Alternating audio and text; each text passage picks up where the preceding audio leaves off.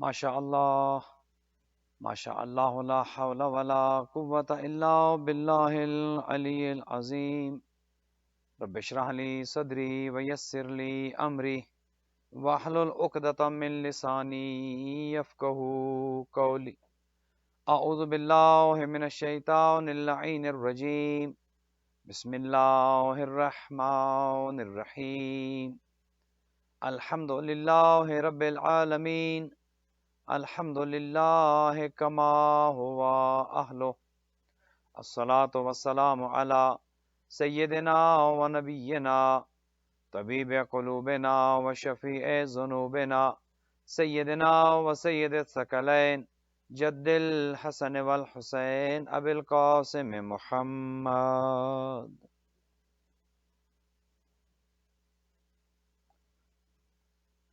والصلاة والسلام علی اہل بیتہ الطیبین الطاہرین المعصومین الغر المیامین المنتجبین المکرمین الذین اذهب اللہ عنہم الرجس وطہرہم تطہیرا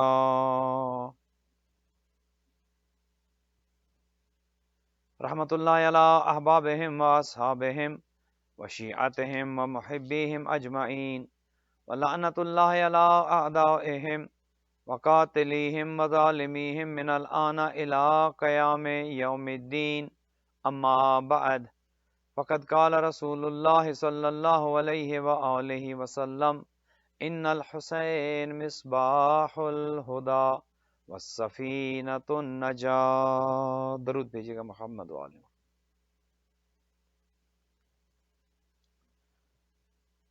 مومنین مومنات، پروردگار سے دعا ہے کہ محمد و اہل بیت محمد علیہم الصلوۃ والسلام آپ تمام آزاداران سید الشہداء کا، مومنین و مومنات کا خاتون جنت سینٹر میں آنا یا اس مجلس کو آن لائن لائیو زوم پر یا دیگر سوشل میڈیا پر دیکھنا خدا عبادت شمار فرمائے. آج کی مجلس کے بانیان جناب سید مطلوب رضوی صاحب اور جناب قمر رضا زیدی صاحب کی اس عظیم عبادت کو اپنی بارگاہ میں خدا شرف قبولیت عطا فرمائے. ان دونوں خانوادوں پر رحمت برکت نازل کرے، ان کے مال و رزق میں اضافہ ہو، مرحومین کی مغفرت ہو، کہ اولادوں کو خدا نیک اور صالح رکھے، شر شیاطین شر حاسدین سے خدا محفوظ و معمون رکھے، ہر طرح کی پریشانی مصیبت آفات و بلیات سے محفوظ رکھے، اور اس سے پہلے بھی اور اس کے بعد بھی جتنے مومنین خاتون جنت کے ساتھ تعاون کرتے رہے ہیں یا کرتے رہیں گے یا کر رہے ہیں، خدا سب کی عبادت کو قبول فرمائے اور اس کو ان سب کے لیے جزیرہ ذخیرہ آخرت قرار دے، اور خداوند متعال بحق محمد و اہل بیت محمد اس کو برزخ میں اور حشر میں انشاءاللہ ممد و معاون ثابت کرے. ہمارے زمانے کے امام حضرت مہدی دوران جل اللہ تعالی فرجہ شریف کے ظہور میں تعجیل ہو. خدا ہمیں اور ہماری اولادوں کو امام کے اعوان و انصار میں قرار دے. اپنی ان تمام دعاؤں کی قبولیت کے لیے بلند تر صلوات. مومنین، جیسا کہ آپ جانتے ہیں کہ گزشتہ کچھ ایام سے ہماری جو گفتگو جاری و ساری ہے وہ اس حدیث شریف پر ہے کہ جو پیغمبر اکرم نے ارشاد فرمایا کہ ان الحسین مصباح الہدا والسفینۃ النجات، کہ بے شک میرا بیٹا، میرا نواسا، میرا جگر گوشے رسول یہی ہدایت کا چراغ ہے اور حسین ہی کشتی نجات ہے. ہم مسلسل یہ سمجھنے کی کوشش کر رہے ہیں کہ حسینیت میں جب آپ دیکھتے ہیں تو پورے کا پورا دین آپ کو نظر آتا ہے، اور جب حسینیت انسان کو سمجھ آ جائے تو یقیناً انسان کو پورا دین سمجھ آ جاتا ہے، چونکہ حسینیت میں ہی لا الہ الا اللہ ہے، حسینیت میں ہی محمد الرسول اللہ ہے، اور پورے کا پورا دین آپ کو حسینیت میں نظر آتا ہے، چونکہ دین کی بقا حسینیت کے ساتھ ہے. اگر 61 ہجری کی کربلا نہ ہوتی تو آج یقیناً حالات ایسے نہ ہوتے کہ جو آج ہیں. آج اگر دین ہے، نمازیں پڑھی جا رہی ہیں، اذانیں ہو رہی ہیں، دین پر عمل ہو رہا ہے، تو یہ سب مرہون منت ہے نواسے پیغمبر حضرت سید الشہداء علیہ الصلوۃ والسلام کی عظیم قربانی کا صدقہ ہے کہ جس کی وجہ سے آج دین باقی ہے.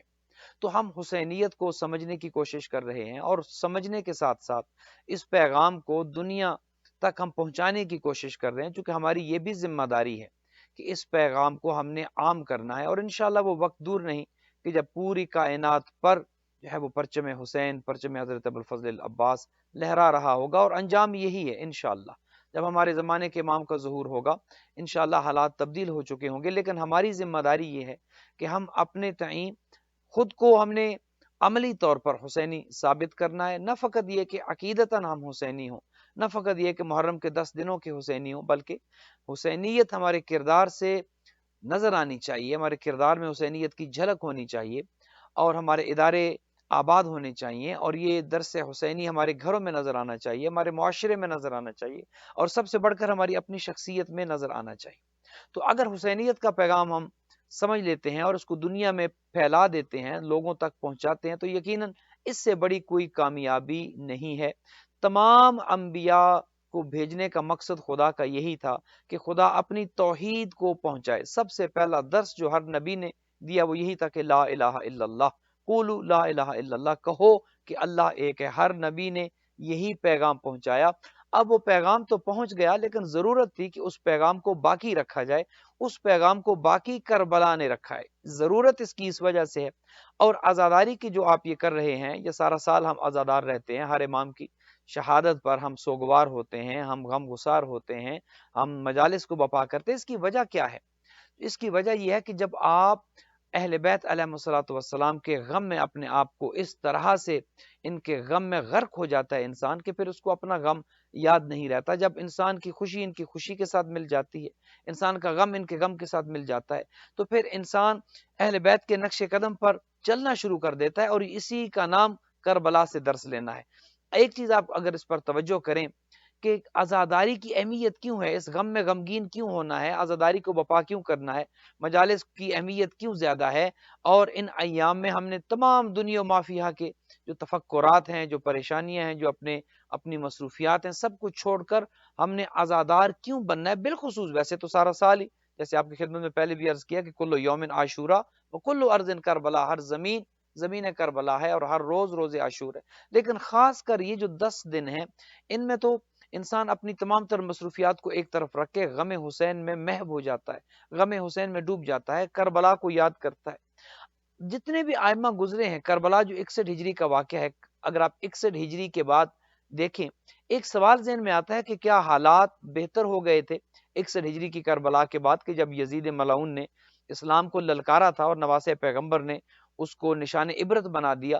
کیا یزید کے نشان عبرت بننے کے بعد، کیا سید الشہداء کی عظیم شہادت کے بعد حالات بہتر ہو گئے تھے؟ اگر آپ یہ دیکھیں تو تاریخ میں یہ نظر آتا ہے کہ حالات تو کوئی اتنے زیادہ بہتر نہیں ہوئے۔ بنو امیہ کے مظالم اسی طرح جاری و ساری رہے، بنو امیہ کے بعد بنو عباس کے مظالم اسی طرح جاری و ساری رہے، حجاج ابن یوسف جیسا ظالم بھی آیا، متوکل عباسی جیسا ظالم بھی آیا، سادات کو قتل کیا گیا، دیواروں میں چنوایا گیا، ہاتھ کاٹے گئے، کتنا بڑا بڑا ظلم کیوں نہیں کیا گیا؟ لیکن ایک چیز اگر آپ سوال اپنے آپ سے کریں کہ کسی امام نے پھر قیام کیوں نہیں کیا؟ کربلا 61 ہجری کے بعد حالات تو کوئی اتنے اچھے نہیں ہوئے تھے، ظالم سے ظالم حکمران آیا، اسی طرح دین کا مذاق اڑانے والے ہیں، تو کسی امام نے کربلا کے بعد قیام کیوں نہیں کیا؟ یہ سوال جب آئمہ سے پوچھا جاتا تھا تو آئمہ یہی ارشاد فرماتے تھے کہ ہمارا کام نئی کربلا کو بپا کرنا نہیں ہے، بلکہ جو کربلا بپا ہو چکی ہے اس کو باقی رکھنا ہے، اس کے پیغام کو باقی رکھنا ہے، اسی کربلا کو زندہ رکھنا ہے۔ جیسے کہ وہ کیا خوب شعر ہے کہ قتل حسین اصل میں مرگ یزید ہے، اسلام زندہ۔ شاعر نے تو کہا تھا نا کہ ہوتا ہے ہر کربلا کے بعد، میں کہوں گا نہیں، اسلام زندہ ہو گیا بس کربلا کے بعد۔ تو معصوم نے بھی یہ ارشاد فرمایا کہ اسلام تو زندہ ہو گیا کربلا میں، اس کے بعد کسی نئی کربلا کی اب ضرورت نہیں ہے، کسی نئے معرکے کی ضرورت نہیں ہے، تا وقت ظہور امام مہدی اجل اللہ تعالی فرجہ شریف۔ ایک درود بھیجے گا امام کی ذات پر۔ تو ہر امام نے یہی کہا کہ اب نئی کربلا کی ضرورت نہیں، اب نئے قیام کرنے کی ضرورت نہیں۔ اگر تم نے اس کربلا کو زندہ رکھ لیا، اگر نام حسین کو زندہ رکھا، پیغام حسین کو زندہ رکھا، مقصد حسین کو زندہ رکھا، تو دشمن اپنی موت آپ مر جائے گا۔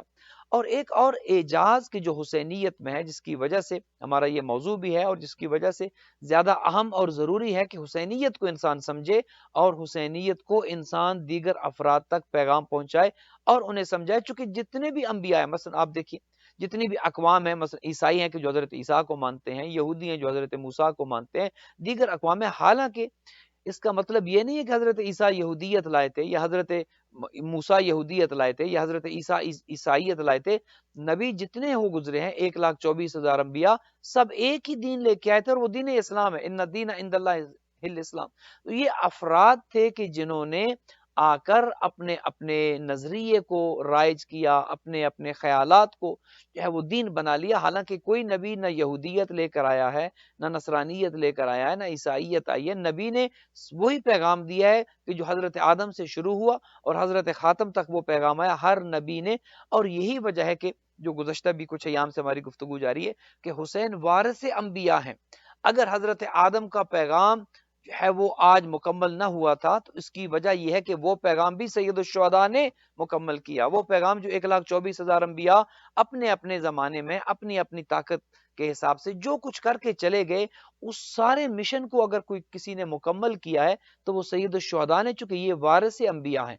اگر یہ بات انسان کو سمجھ آ جائے تو یقین کریں بہت سے مسائل کا حل ہو جاتا ہے۔ مثلا آج ہم کچھ انبیاء کا ذکر کریں گے کہ سب سے پہلا نبی حضرت آدم کے، جنہیں اللہ سبحانہ و تعالیٰ نے کہا کہ انی جاعل فی الارض خلیفہ، زمین پر خلیفہ بنانے والا میں ہوں۔ اب سید الشہداء آدم کے بھی وارث ہیں۔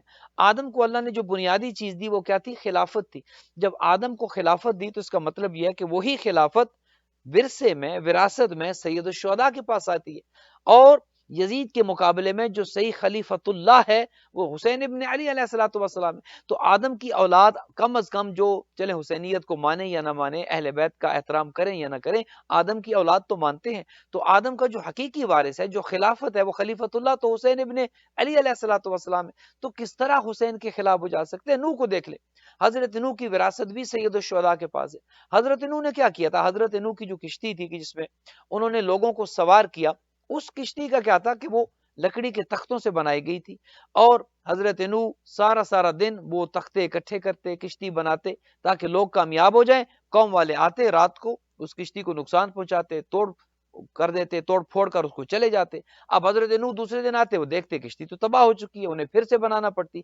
سید الشہداء نے جو کربلا میں کشتی بنائی ہے، جو کشتی نجات ہے، کیا یہ لکڑی سے بنی ہے؟ کیا یہ لکڑی کے تختوں سے بنی ہے؟ نہیں، یہ کشتی جو نواسے پیغمبر نے کربلا میں بنائی ہے، یہ 72 پاک و پاکیزہ نفوس سے بنی ہے۔ یہ وہ کشتی بنی ہے کہ جو اب قیامت تک کے لیے حضرت نوح کی کشتی تو بنتی رہی، ٹوٹتی رہی، کچھ سوار ہوئے، کچھ سوار نہ ہوئے، لیکن یہ کشتی جو نواسے پیغمبر نے بنائی کہ جو کشتی نجات ہے، یہ 72 نفوس سے بنی، اور وہ ایسے نفوس تھے کہ جنہیں سید الشہداء کہتے رہے چلے جاؤ، لیکن کوئی ایک بھی ان میں سے نہیں گیا۔ حضرت ابراہیم کی وراثت بھی خود نواسے پیغمبر کے پاس ہے، حضرت ابراہیم۔ اور ایک چیز اور آپ کی خدمت میں عرض کروں، نبی ہو، رسول ہو، پیغمبر ہو، امام ہو، خلیفہ ہو، جو بھی ہو، اللہ سبحانہ و تعالیٰ کوئی عہدہ کسی کو بغیر امتحان لیے نہیں دیتا۔ حضرت آدم کا بھی امتحان لیا تب خلیفہ بنایا۔ علم کا امتحان کہ جب حضرت آدم سے پوچھا گیا تو پہلے تو فرشتوں پر خدا نے سوال کیا کہ انبئونی باسماء ہؤلاء ان کنتم صادقین۔ فرشتوں نے کہا کہ قالوا لا علم لنا الا ما علمتنا، اے خدایا ہم تو وہی جانتے جتنا تو نے ہمیں پڑھایا ہے۔ فرشتے جواب نہ دے سکے، حضرت آدم نے جواب دیا، لہذا علم کی وجہ سے فضیلت ملی۔ اب وہی وراثت حضرت سید الشہداء کے پاس آتی ہے، ہر نبی نے امتحان کے بعد اس عہدے کو حاصل کیا۔ یہ بات اگر آپ کو سمجھ آ جائے تو یقیناً ہم حسینیت کو سمجھنے کے قابل ہو جائیں گے کہ حضرت ابراہیم کے جہاں سے امامت شروع ہوئی، جو سب سے پہلا عہدہ امامت کا اللہ نے دیا کسی نبی کو، وہ حضرت ابراہیم علیہ الصلوۃ والسلام ہے۔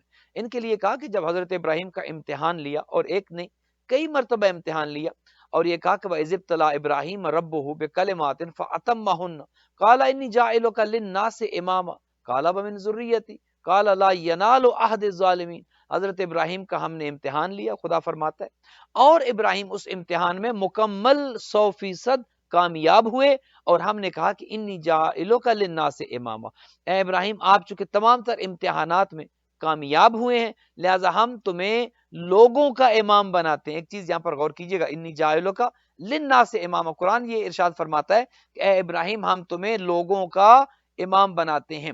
ایک امام وہ ہے کہ جہاں سے امامت شروع ہو رہی ہے کہ جنہیں حضرت ابراہیم کو لوگوں کا امام بنایا، لیکن اہل بیت کا مقام دیکھیے، یہی شیعہ کا صحیح عقیدہ ہے کہ 1,23,999 انبیاء سے ختم المرسلین کو چھوڑ کر، آخری پیغمبر کو چھوڑ کر، چونکہ وہ سید و سردار ہیں، علی بن ابی طالب کے بھی سید و سردار ہیں، اور دیگر ائمہ کے بھی سید و سردار ہیں، لیکن حضرت آدم سے لے کر حضرت عیسیٰ تک جتنے بھی انبیاء ہیں، ان سب سے مقام و مرتبہ میں اہل بیت علیہم الصلوۃ والسلام کا مقام و مرتبہ زیادہ ہے۔ اور وہ اس وجہ سے ہے کہ حضرت ابراہیم کو مثال کے طور پر امامت دی، لیکن حضرت ابراہیم کو لوگوں کا امام بنایا، انی جاعلک للناس اماما، اے ابراہیم تمہیں لوگوں کی امامت دی جاتی ہے۔ لیکن اہل بیت کا جب مقام آتا ہے، حضرت علی سے لے کر آخری امام تک، 12ویں امام تک، جتنے بھی ہمارے 12 ائمہ ہیں، ان سب کو فقط لوگوں کا امام نہیں بنایا، بلکہ ان سب کو کائنات کا امام بنایا۔ اور کائنات میں فقط انسان نہیں ہیں، جانور بھی ہیں، چرند پرند بھی ہیں، جنات بھی ہیں، دیگر مخلوقات بھی ہیں۔ تو حضرت ابراہیم کی جہاں سے امامت شروع ہوئی، انہیں کہا کہ انی جاعلک للناس اماما، لوگوں کا امام بناتا ہوں۔ لیکن جب علی بن ابی طالب اور اولاد علی کی بات آتی ہے تو کہا کہ نہیں، آپ کے لیے فقط لوگوں کی امامت نہیں، وہ تو ہے ہی ہے، آپ کو کائنات کا امام بناتا ہوں۔ اور یہی ایک دلیل ہے، بے شمار دلیلیں ہیں کہ جس کی وجہ سے یہ ثابت ہوتا ہے کہ اہل بیت، ائمہ اہل بیت کا مقام حضرت آدم سے لے کر حضرت عیسیٰ تک تمام انبیاء سے بڑھ کر ہے، بہتر ہے، افضل ہے، جن میں سے ایک دلیل یہ ہے کہ وہ لوگوں کے امام ہیں اور یہ کائنات کے امام ہیں۔ تو عرض ہی کر رہا تھا آپ کی خدمت میں، ہر نبی کا، ہر رسول کا خدا نے امتحان لیا، امتحان لینے کے بعد انہیں وہ ڈگری دی، جیسے حضرت ابراہیم کو کہا کہ تمہیں لوگوں کا امام بناتا ہوں۔ اب حضرت ابراہیم کو جب لوگوں کی امامت دی گئی تو امتحان کون کون سے لیے، کیسے کیسے امتحان اللہ سبحانہ و تعالیٰ نے لیے، ہر چیز کا امتحان لیا۔ جیسے خود قرآن کہتا ہے کہ ہم جب امتحان لیتے ہیں تو اس میں پیسے کا امتحان بھی ہے، دولت کا امتحان ہے، صبر کا امتحان ہے، اولاد کا امتحان ہے، خوف کا امتحان ہے، بھوک کا امتحان ہے۔ وَلَنَبْلُوَنَّكُمْ بِشَيْءٍ مِّنَ الْخَوْفِ وَالْجُوعِ وَنَقْصٍ مِّنَ الْأَمْوَالِ وَالْأَنفُسِ وَالثَّمَرَاتِ وَبَشِّرِ الصَّابِرِينَ الَّذِينَ إِذَا أَصَابَتْهُمْ مُصِيبَةٌ قَالُوا إِنَّا لِلَّهِ وَإِنَّا إِلَيْهِ راجعون، کہ ہم جب ان سے امتحان لیتے ہیں، بھوک کا ہو، دولت کا ہو، اولاد کا ہو، ثمرات کا ہو، تو وہ صبر کرنے والے ہوتے ہیں کہ جو ہمارے خاص بندے ہیں، اور وہ یہی کہتے ہیں کہ اسی کی طرف سے آئے تھے، اسی کی طرف واپس جا رہے ہیں۔ تو حضرت ابراہیم کا بھی امتحان لیا، چونکہ حضرت ابراہیم کی بھی وارث سید الشہداء ہیں۔ اب حضرت ابراہیم کا امتحان دیکھیے، اگر حسینیت کو سمجھنا ہے تو انبیاء کے کردار سے آپ کو سمجھ آئے گا کہ حسین کس طرح سے وارث انبیاء ہیں، اور حسین کی کشتی کس طرح سے کشتی نجات ہے کہ جس میں ہر نبی کی اقوام بھی جو ہے وہ اس پر سوار ہے، چونکہ حسین مرکز ہے، توحید کو بھی بچانے والے، نبوت اور رسالت کو بھی بچانے والے۔ حضرت ابراہیم سے جب امتحان لیا، بے شمار امتحان لیے، پہلے تو امتحان ان کے مال کا لیا۔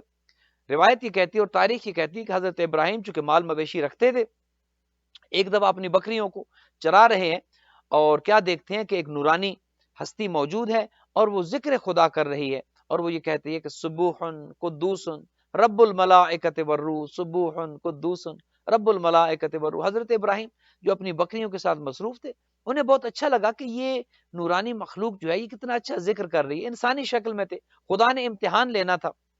حضرت ابراہیم قریب آتے ہیں، تھا تو وہ فرشتہ، حضرت ابراہیم قریب آتے ہیں اور کہتے ہیں کہ اے عبد خدا، یہ کتنا اچھا ذکر کر رہے ہو میرے رب کا، میرے رب کو سبوح کہہ رہے ہو، قدوس کہہ رہے ہو، میرے رب کی تسبیح کر رہے ہو، سبوح قدوس رب الملائکۃ والروح، کتنا اچھا ذکر کر رہے ہو، تو یہ ذکر دوبارہ کرو، میں پھر سے سننا چاہتا ہوں۔ اب چونکہ امتحان لینا تھا اللہ سبحانہ و تعالیٰ نے، فرشتے نے کہا کہ یہ امتحان، یہ جو ذکر تم سننا چاہتے ہو، اب تک تو میں کر رہا تھا اپنی مرضی سے، اب اگر تم اپنی مرضی سے کروانا چاہتے ہو، اب اگر تمہاری فرمائش ہے تو مجھے کچھ دو گے تو میں یہ ذکر کروں گا۔ اب حضرت ابراہیم نے کہا بھئی میرے پاس تو اور کچھ نہیں ہے، نہ ظاہراً مال و دولت ہے، نہ کوئی اور چیز ہے، میرے پاس تو میری یہ بکریاں ہیں اور یہی میرا کل سرمایہ ہے۔ تو وہ فرشتہ جو انسانی شکل میں تھا کہتا ہے کہ اچھا تو مجھے کچھ بکریاں دے دو اگر اپنے رب کا ذکر سننا ہے۔ دیکھیے یہ امتحان تھا جس کی وجہ سے اللہ سبحانہ و تعالیٰ نے حضرت ابراہیم کا امتحان لینے کے بعد وہ عہدہ عطا کیا۔ تو فرشتے نے کہا کہ کچھ بکریاں دے دو، میں یہ ذکر کرتا ہوں۔ حضرت ابراہیم نے آدھی بکریاں دے دی، کہا کہ اب میرے رب کا ذکر کرو۔ فرشتے نے پھر کہا سبوح قدوس رب الملائکۃ والروح۔ حضرت ابراہیم کو اور زیادہ اچھا لگا۔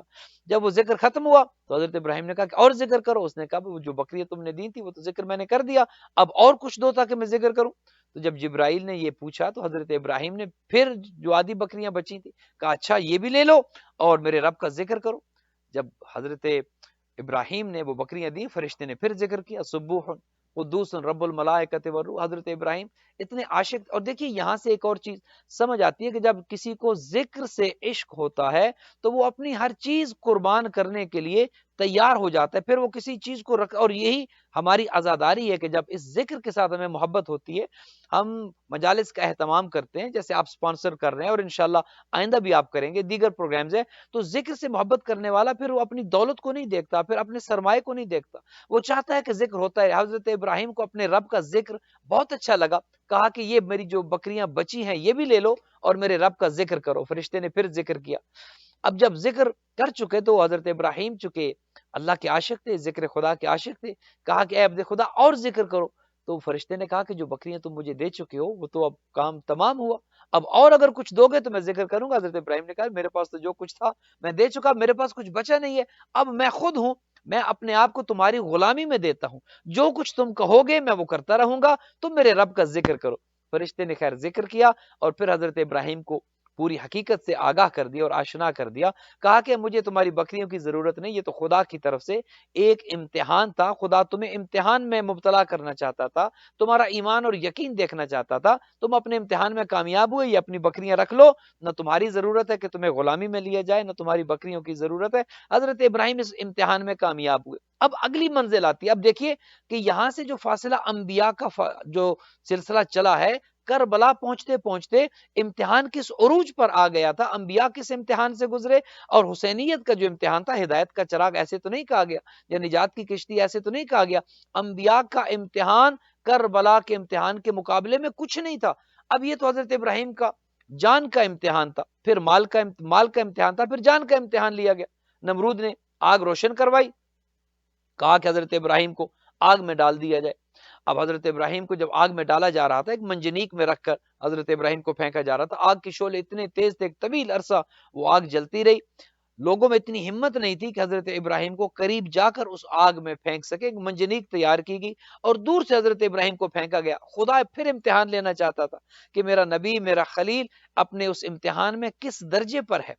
جب اس منجنیک میں ہوا میں اڑتے ہوئے حضرت ابراہیم آ رہے تھے کہ آگ میں گر جائیں, راستے میں جبرائیل آتے ہیں اور جبرائیل آ کر پوچھتے ہیں کہ اے ابراہیم حل لک حاجہ, کیا تمہاری کوئی حاجت ہے, تمہاری کوئی ضرورت ہے, کچھ چاہتے ہو کہ میں مدد کروں. اب دیکھیے یہاں پر انسان کے ایمان کا, اس کے یقین کا امتحان ہوتا ہے, اور آپ کو اور ہمارا ہر روز کچھ نہ کچھ امتحان ہو رہا ہوتا ہے, اور پتہ نہیں ہم اس امتحان سے کیسے گزرتے ہیں. اور ایک امتحان ہم سب کا وقت آخر ہوتا ہے, جب انسان کی روح پرواز کرنے والی ہوتی ہے. تو روایات یہ کہتی ہیں کہ اس وقت کی جب وقت آخر ہوتا ہے, انسان کو نظر آ رہا ہوتا ہے کہ میں اب مرنے والا ہوں, اس دنیا سے میرا تعلق ختم ہونے والا ہے. شیطان وہاں پر حملہ کرتا ہے اور کہتا ہے کہ اچھا رہنا چاہتے ہو, جینا چاہتے ہو, زندہ رہنا چاہتے ہو. اب اگر ایمان کمزور ہو تو انسان کہے کہ ہاں مجھے بچا لے, شیطان کہتا ہے کہ اچھا بچا لوں گا, انکار کر دو, خدا کوئی نہیں, رسول کوئی نہیں, وحی کوئی نہیں ہے, اگر یہ سب کچھ کہتے ہو تو میں تمہیں بچا لوں گا. اب اگر ایمان کمزور ہو, یقین کمزور ہو, وقت آخر انسان خدا کا, رسولوں کا, کتابوں کا, فرشتوں کا, جنت و جہنم کا, سب کا انکار کر دے تو موت تو آنی ہی آنی ہے. شیطان کیا بچائے گا, لیکن وہ انسان مرتا اس حالت میں ہے کہ ایمان ضائع ہو جاتا ہے, ایمان ختم ہو جاتا ہے. تو حضرت ابراہیم کا بھی امتحان اسی طرح ہوا. فرشتہ آیا, حضرت ابراہیم آگ میں جا رہے تھے, راستے میں فرشتے نے سوال کیا, ابراہیم بتاؤ کیا تمہاری کوئی حاجت ہے. کہا ہاں حاجت تو ہے لیکن تم سے نہیں ہے. یہ ہے حضرت ابراہیم کا یقین, حاجت ہے لیکن تم سے نہیں ہے, حاجت اس سے ہے جس کے لیے جا رہا ہوں. وہ چاہے گا کہ بچا لے تو بچا لے گا, اور اگر وہ چاہتا ہے کہ اس کی محبت میں آگ میں جل جاؤں تو پھر جل جانا بہتر ہے. خیر حضرت ابراہیم جب آگ میں آئے, وَقُلْنَا يَا نَارُ كُونِي بَرْدًا وَسَلَامًا عَلَىٰ ابراہیم, ہم نے آگ سے کہا کہ اے آگ ابراہیم کے لیے ٹھنڈی ہو جائے, چونکہ امتحان میں کامیاب ہو گئے تھے. خدا یہی دیکھنا چاہتا تھا کہ میرے خلیل کا یقین کتنا ہے, ایمان کتنا ہے, مجھ پر اعتماد کتنا ہے. خدا نے وہ دیکھ لیا اور آگ کو کہا کہ اے آگ ٹھنڈی ہو جا. وہ آگ ٹھنڈی ہوگی اور اتنی ٹھنڈی ہوگی کہ حضرت ابراہیم کے دانت بجنا شروع ہو گئے. تو پھر کہا کہ نہیں, بردن و سلامہ, ٹھنڈی ہو جا لیکن سلامتی کے ساتھ, میرے خلیل کو سردی نہ لگے. پھر امتحان لیا, پھر حضرت ابراہیم اپنے اس امتحان میں کامیاب ہوئے. اب دیکھیے کتنے امتحانات سے حضرت ابراہیم گزرے, اور وہ امتحان کے جو بتوں کو توڑنے والا امتحان ہے, وہ تو یقیناً خدا کی توحید پہنچائی حضرت ابراہیم نے اور بتوں کو توڑا. لوگ تو یہ کہتے ہیں, اور یہ لوگوں کا عقیدہ ہے کہ حضرت ابراہیم معاذ اللہ ثم معاذ اللہ کسی بت پرست کے بیٹے تھے.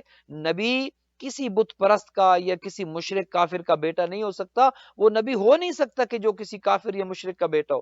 آزر جو تھا وہ حضرت ابراہیم کا والد نہیں تھا، حضرت ابراہیم کا چچا تھا، چونکہ کسی بھی نبی کا باپ یا ماں مشرک یا کافرہ یا کافر یا مشرک نہیں ہو سکتے، لہٰذا حضرت ابراہیم نے سب سے پہلا جو کام کیا وہ بھی ایک امتحان تھا، بتوں کو توڑا۔ جب لوگ عید پر جا رہے تھے حضرت ابراہیم بت خانے میں چلے گئے اور ایک ایک بت کو توڑا، اور جو سب سے بڑا بت تھا اس کے کاندھے پر کلہاڑا رکھ دیا۔ لوگ واپس آئے، حضرت ابراہیم کا امتحان لیا کہ کس نے توڑا۔ اب جھوٹ تو بول نہیں سکتے کہ میں نے نہیں کہا، اس سے پوچھ لو کہ جو اندر۔ خدا نے قدم قدم پر حضرت ابراہیم کا امتحان لیا۔ اور پھر دیکھیے یہ سارے امتحان اپنے اس مقام و مرتبے پر نہیں تھے جو کربلا میں لینے تھے، ایک امتحان کی جس پر اس گفتگو کا بھی اختتام ہو جائے گا، اور حضرت ابراہیم کا بھی وہ امتحان ایسا تھا کہ جس کے بعد حضرت ابراہیم اپنے کمال پر پہنچ چکے تھے، جس کے بعد یہ اللہ سبحانہ و تعالیٰ نے ڈگری دی کہ فَأَتَمَّهُنَّ، حضرت ابراہیم مکمل امتحانات میں کامیاب ہوئے، جو جو امتحان لیا حضرت ابراہیم ان تمام امتحانات میں کامیاب ہوئے۔ یہ امتحان عجیب تھا، خواب دکھایا گیا، ایک رات میں خواب آتا ہے، وہی خواب دوسری رات میں آتا ہے، وہی خواب تیسری رات میں آتا ہے۔ تو حضرت ابراہیم نے کہا کہ یہ خواب خواب نہیں ہے جو بار بار آ رہا ہے، ایک ہی چیز آ رہی ہے، یقیناً یہ خدا چاہتا ہے کہ میں ایسے ہی کروں۔ صبح اٹھتے ہیں، اپنے بیٹے حضرت اسماعیل سے کہتے ہیں کہ یا بنیا انی ارا فی المنام انی اذبحک، بیٹا میں نے خواب میں دیکھا ہے کہ تمہیں ذبح کر رہا ہوں، تمہارے گلے پر چھری چلا رہا ہوں، فانظر ماذا ترا، بیٹا بتاؤ تمہارا کیا خیال ہے۔ اب دیکھیے حضرت ابراہیم اپنے ایمان یقین میں اس مرتبے پر ہیں کہ خواب کو دیکھ کر تیار ہو گئے کہ خدا چاہتا ہے کہ میں ایسے ہی کروں۔ جیسے سید الشہداء جب نکلے تھے مدینہ سے تو حضرت محمد حنفیہ نے کہا تھا کہ کیوں جا رہے ہیں، تو کہا کہ شاء اللہ ان یرانی قتیلا، خدا کی مشیت یہ ہے کہ میں خدا کی راہ میں قتل ہو جاؤں۔ پھر حضرت محمد حنفیہ نے کہا تھا کہ اگر خود جا رہے ہیں تو ان پردہ دار خواتین کو تو نہ لے کر جائے، تو سید الشہداء نے کہا تھا کہ شاء اللہ ان یراہن سبایا، خدا چاہتا ہے کہ یہ خدا کی مشیت یہ ہے کہ یہ خدا کے دین کے لیے قیدی بنا لیے جائیں۔ تو حضرت ابراہیم بھی سمجھ گئے کہ خدا کی مشیت یہ ہے کہ میں اپنے بیٹے کو ذبح کروں۔ پوچھتے ہیں بیٹا فانظر ماذا ترا، بتاؤ کہ تمہارا نظریہ کیا ہے، تم کیا دیکھتے ہو جو میں یہ خواب دیکھتا ہوں۔ اب دیکھیے باپ ایمان کی اس منزل پر ہے کہ جو خواب میں دیکھا وہ کرنا چاہتا ہے، بیٹا بھی ایمان اور یقین کی اس منزل پر ہے کہ باپ نے جو خواب دیکھا، بیٹا بھی کہتا ہے کہ بابا یا ابت افعل ما تؤمر، اے بابا جان آپ نے جو دیکھا ہے، جس کا آپ کو حکم ہوا ہے آپ وہ کر دیجئے۔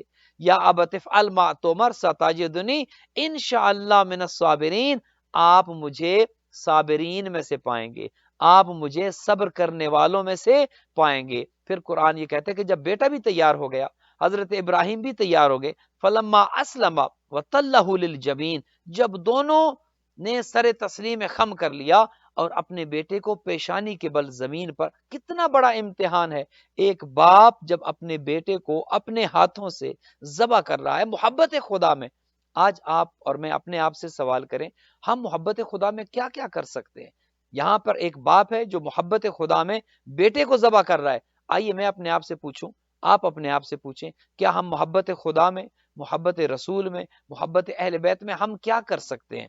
بیٹا ذبح کرنا تو خیر ہمارے بس کی کہاں بات ہوئی، کیا ہم اپنی دولت قربان کر سکتے ہیں اسلام پہ، خدا کے نام پہ؟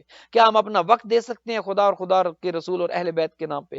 کیا ہم کچھ ڈونیشن کسی سینٹر کو دے سکتے ہیں؟ کیا ہم کوئی مجلس سپانسر کر سکتے ہیں؟ کیا ہم خاتون جنت سینٹر کی کنسٹرکشن میں کچھ مدد کر سکتے ہیں؟ کیا ہم نیاز میں کچھ کر سکتے ہیں؟ بیٹا قربان کرنا تو کمال ہے، اور یہاں پر ایک بیٹا حضرت ابراہیم قربان کرنے کے لیے تیار ہیں۔ کربلا کا امتحان دیکھیے، ایک بیٹا نہیں، ایک لائن ہے، بیٹے بھی ہیں، بھتیجے بھی ہیں، بھانجے بھی ہیں، خود اپنی جان بھی ہے، بھائی بھی ہیں، دوست ہیں، انصار ہیں، لہٰذا حضرت ابراہیم کا امتحان تو اس امتحان کے مقابلے میں کچھ بھی نہیں تھا۔ فلما اسلم وتلہ للجبین، جب دونوں سر تسلیم میں خم ہو گئے اور حضرت ابراہیم نے بالکل بیٹے کو پیشانی کے بل لٹا دیا، آنکھوں پر پٹی باندھی اور ہاتھ میں چھری، اور وہ چھری چلا دی۔ اور اللہ سبحانہ و تعالیٰ نے جب یہ منظر دیکھا کہ ابراہیم اس منزل پر ہے، ابراہیم کا یقین اتنا ہے، وَنَادَيْنَاهُ أَن يَا إِبْرَاهِيمُ، ہم نے آواز دی اے ابراہیم، قد صدقت الرؤیا، تم نے تو اپنا خواب سچ کر دکھایا، ہم نے تو تمہیں خواب دکھایا تھا، تم نے اس خواب کو سچ کر دکھایا۔ اے ابراہیم انا کذالک نجزی المحسنین، ہم اپنے جو چاہنے والے ہیں، جو محسنین ہیں، ان کو اسی طرح اجر دیتے ہیں۔ تم نے اپنا امتحان میں کامیاب ہوئے، 100% کامیاب ہوئے۔ ان ھذا لہو البلاء المبین، بے شک یہ امتحان تو مشکل تھا، بے شک یہ امتحان تو بہت سخت تھا۔ اے ابراہیم، تم سے ہم نے جو جو امتحان لیے تم اس میں کامیاب ہوئے۔ ہم نے تمہارے مال کا امتحان لیا، تم نے ساری بکریاں ہماری محبت میں دے دی۔ ہم نے تمہاری جان کا امتحان لیا، تم آگ میں جانے کے لیے تیار ہو گئے۔ اے ابراہیم، ہم نے تمہیں خوف سے تمہارا امتحان لیا، تم نے بتوں کو توڑا اور ذرہ برابر خوف اور خطرہ تمہارے نزدیک نہیں آیا تھا۔ اے ابراہیم، ہم امتحان لیتے گئے اور تم ان امتحانات میں کامیاب ہوتے گئے۔ اب جب کہ ہم نے آ کر تمہارے بیٹے سے تمہارا امتحان لینا چاہا، اے ابراہیم تم اس امتحان میں بھی کامیاب ہوئے، لیکن وفدیناہ بذبح عظیم، اے ابراہیم ہم نے تمہارا بیٹا لیا نہیں ہے، ہم نے تمہارا بیٹا تمہیں واپس کر دیا ہے، اور اس تمہاری قربانی کو، تمہارے اس امتحان کو ہم نے ایک عظیم قربانی سے بدل دیا ہے۔ لیں گے صحیح ہم، لیکن تم سے نہیں لیں گے۔ اے ابراہیم تم سے جو کچھ ہم نے لیا واپس کر دیا، بکریاں لی تمہیں واپس کر دی، تمہاری جان تھی تمہیں واپس کر دی، تم نے بت توڑے، تمہیں خوف تھا، خطر، لیکن کوئی خوف اور خطرہ تمہارے لیے نقصان کا باعث نہیں بنا، ہم نے تمہاری زندگی تمہیں واپس کر دی۔ تم نے ہماری راہ میں بیٹا دینا چاہا، اے ابراہیم ہم نے وہ بیٹا بھی تمہیں واپس کر دیا۔ جتنے امتحانات حضرت ابراہیم علیہ السلام سے اللہ نے لیے، حضرت ابراہیم کامیاب ہوئے، لیکن ایک چیز پر آپ غور کریں، اللہ نے وہ کوئی چیز حضرت ابراہیم سے لی نہیں ہے۔ کیوں نہیں لی ہے؟ چونکہ یہ ورثہ، یہ وراثت اللہ سبحانہ و تعالیٰ نے نہ فقط یہ کہ حضرت ابراہیم سے نہیں لی، جتنے بھی انبیاء آئے ہیں خدا نے ان کا انجام کربلا تک مؤخر کر دیا تھا۔ جتنے انبیاء کی محنتیں، جتنے انبیاء کی قربانیاں، جتنے انبیاء جس امتحان میں سے گزرے، ہر وہ امتحان وہاں نامکمل رہا ہے، وہ امتحان وہاں پر اپنے اختتام کو نہیں پہنچا، وہ کام ادھورا تھا، چونکہ خدا کے علم میں یہ تھا کہ یہ کام جا کر مکمل کہاں ہونا ہے۔ حضرت آدم سے لے کر حضرت خاتم تک جتنے انبیاء آئے، جو کچھ کرتے رہے، جتنے امتحانات دیتے رہے، خدا وہ امتحانات لیتا رہا۔ بلکہ یہ کربلا کا واقعہ جو ہے، یہ تو یقین کریں ایسی روایات ہمارے پاس ملتی ہے کہ انبیاء کو پیش کیا گیا کہ یہ عظیم قربانی ہے دین کو بچانے کے لیے، تو انبیاء نے جو ہے وہ معذرت کی تھی کہ یہ امتحان اے خدایا ہم اس کے قابل نہیں ہیں، یہ امتحان ہم نہیں دے سکتے۔ لہٰذا وہ تمام تر انبیاء کی وراثت کربلا میں نواسہ پیغمبر کے پاس آتی ہے۔ حضرت ابراہیم سے جو امتحان لیا وہ اس میں کامیاب ہوئے، لیکن اللہ حضرت ابراہیم کو واپس کرتا رہا، مال واپس کر دیا، جان واپس کر دی، دولت واپس کر دی، زندگی واپس کر دی، لیکن ایک پیغام یہ دیا جب یہ کہا نا کہ وفدیناہ بذبح عظیم، کہ اے ابراہیم تمہاری اس قربانی کو ہم نے ایک عظیم قربانی سے بدل دیا ہے۔ چونکہ تمہاری وراثت ہو یا دیگر انبیاء کی وراثت ہو، وہ وراثت ہونی ہے حسین ابن علی کے پاس، اس وراثت کا مالک وارث کربلا میں نواسہ پیغمبر نے ہونا ہے، ہم نے انجام وہاں تک لے کر جانا ہے۔ لہٰذا تمہاری یہ وراثت، حضرت آدم کی وراثت ہو، تمہاری ہو، نوح کی وراثت ہو، موسیٰ و عیسیٰ کی وراثت ہو، یہ تمام وراثتیں ان کا وارث کربلا میں نواسہ پیغمبر ہے۔ جو تم سے لیتے رہے تمہیں واپس کرتے رہے، لیکن جو کچھ وہ دے گا وہ واپس نہیں کریں گے۔ ابراہیم تم نے جو کچھ دیا تمہیں واپس کیا، جان واپس، مال واپس، دولت واپس، پیسہ واپس، سب کچھ تمہیں واپس کیا، لیکن اے ابراہیم جب وہ آئے گا نا جو تمہارا وارث ہوگا، جو آدم سے لے کر خاتم تک سب انبیاء کا وارث ہوگا، چونکہ وہاں پر ہم نے دین کو انجام تک لے کر آنا ہے۔ وہ دین کے جو غدیر میں مکمل ہوا تھا، اس دین کی بنیادوں میں جب اس وارث کا خون جانا ہے، اس دین نے تب محفوظ ہونا ہے۔ تمام انبیاء کی وراثتیں چونکہ اس کے پاس ہیں، تم نے جو کچھ دیا ہم نے واپس کر دیا، لیکن جب وہ کچھ دے گا نا ہم واپس نہیں کریں گے۔ وہ جو کچھ دے گا اس کا امتحان ہم ان سب چیزوں سے لیں گے، وہی کہ وَلَنَبْلُوَنَّكُمْ بِشَيْءٍ مِّنَ الْخَوْفِ وَالْجُوعِ وَنَقْصٍ مِّنَ الْأَمْوَالِ وَالْأَنفُسِ وَالثَّمَرَاتِ۔ خدا کہتا ہے ہم امتحان لیتے ہیں کس سے؟ بھوک سے، بھوک کا امتحان بھی کربلا میں، پیاس سے، پیاس کا امتحان بھی کربلا میں، خوف کا امتحان بھی کربلا میں، وَنَقْصٍ مِّنَ الْأَمْوَالِ مال کا امتحان وہ بھی کربلا میں، والانفس خود اپنے نفوس کا امتحان وہ بھی کربلا میں، والثمرات اولاد پھل ہوتا ہے، پھلوں کے ذریعے، اولاد کے ذریعے امتحان لیں گے، وہ بھی کربلا میں۔ تو جتنے انبیاء سے امتحانات خدا لیتا رہا، ان کو ان کی چیزیں واپس کرتا رہا، لیکن کہا کہ اے ابراہیم، جب تمہارا وارث آئے گا نا کربلا میں، وہ جو دے گا میں واپس نہیں کروں گا۔ وہ اگر علی اکبر دے گا میں رکھ لوں گا۔ تم نے اسماعیل دیا، ہم نے ابراہیم تمہیں واپس کر دیا، رکھا نہیں ہے۔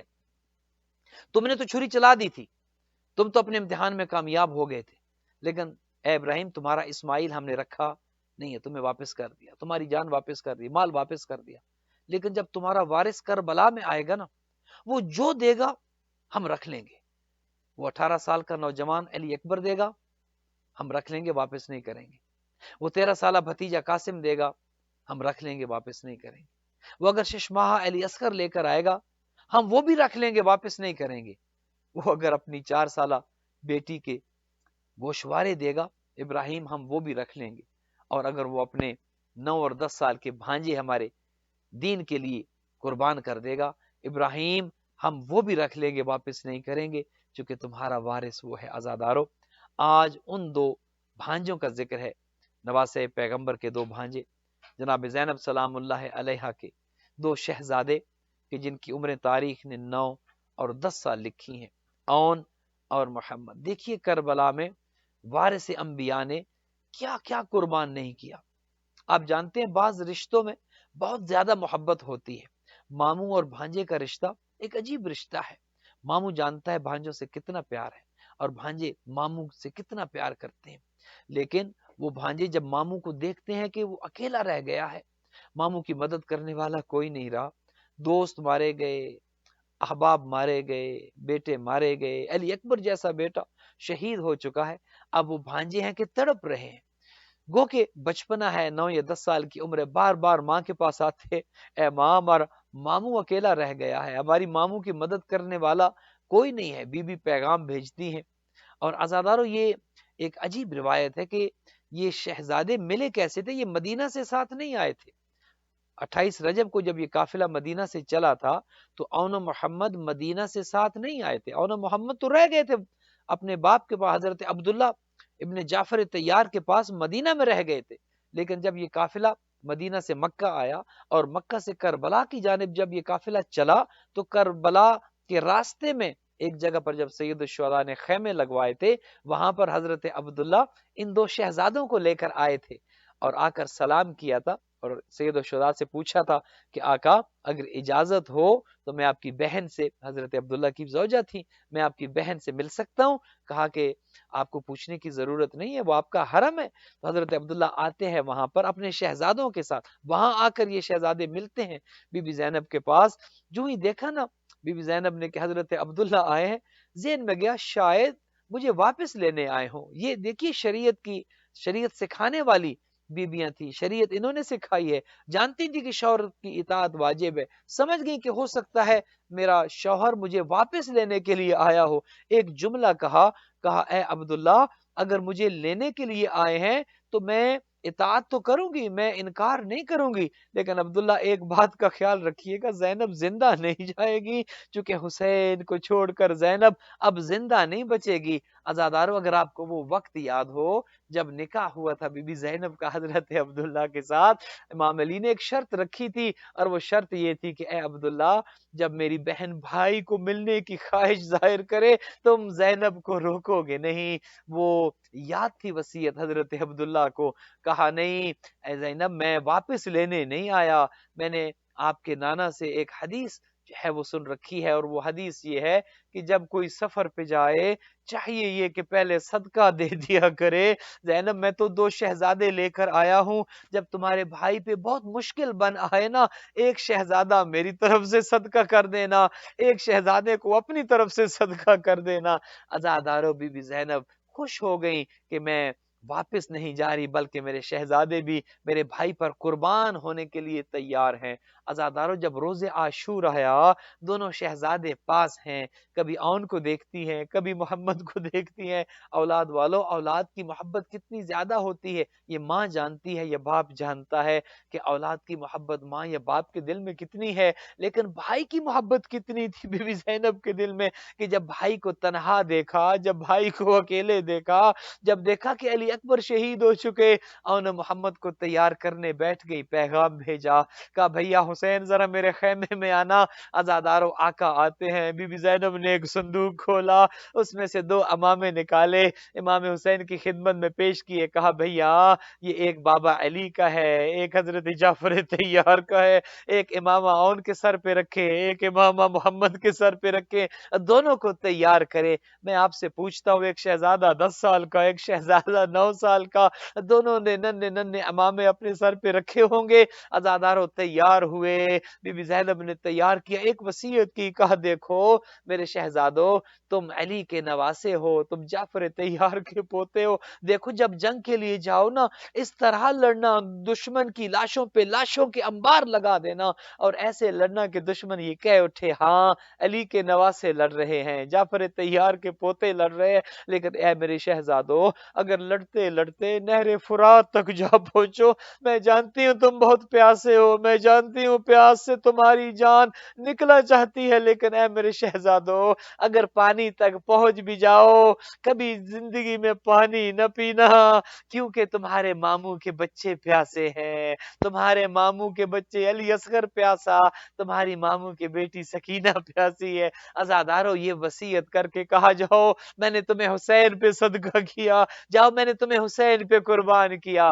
عزادارو ننھے ننھے شہزادے، ایک 9 سال کی عمر، ایک 10 سال کی عمر، آتے ہیں ماموں کے لیے لڑنے کے لیے آتے ہیں، ماموں کی محبت میں ماموں کی تنہائی دیکھی نہیں جاتی۔ عزادارو علی کے نواسے تھے، جعفر طیار کے پوتے تھے، ایسی جنگ کی ہے کہ یقین کرو لاشوں پہ لاشیں گر رہی تھی۔ اس مقام پر آتے ہیں کہ جہاں پہ عمر سعد کا خیمہ تھا، قریب تھا کہ عمر سعد کے خیمے پہ حملہ آور ہوتے، اس کا کام تمام کر دیتے۔